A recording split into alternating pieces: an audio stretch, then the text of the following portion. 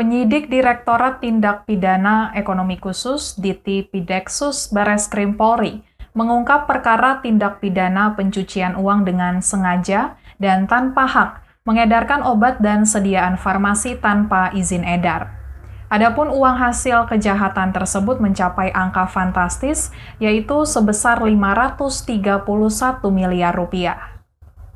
Barang bukti uang hasil sitaan kasus itu pun diperlihatkan dalam jumpa pers yang digelar di Bareskrim Polri, Jakarta, Kamis 16 September 2021. Adapun jumpa pers ini dipimpin oleh Kabar Reskrim Polri, Komjen Pol Agus Andrianto dan Menko Polhukam Mahfud MD.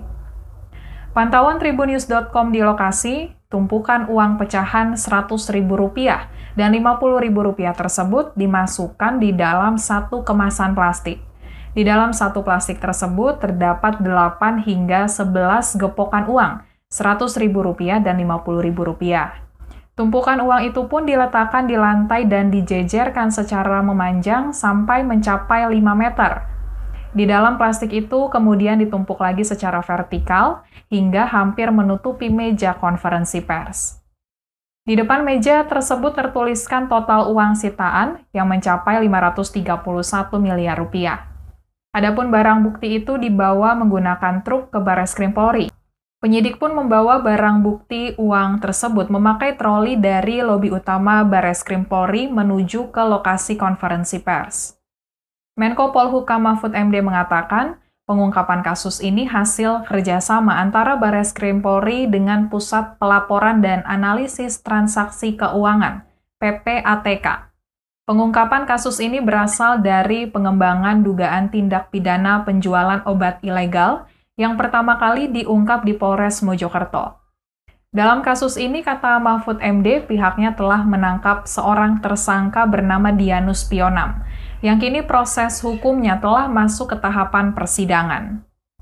Mahfud MD menjelaskan, pengungkapan kasus ini merupakan bukti dan komitmen dari pemerintah dan penegak hukum di Indonesia dalam mengusut kasus tindak pidana pencucian uang.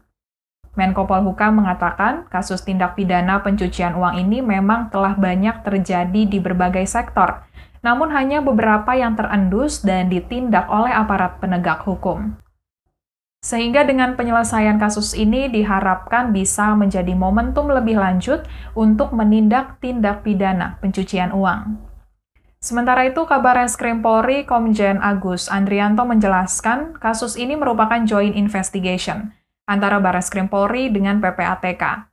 Kabar Reskrim Polri mengatakan selama ini penindakan tindak pidana pencucian uang masih belum sesuai harapan.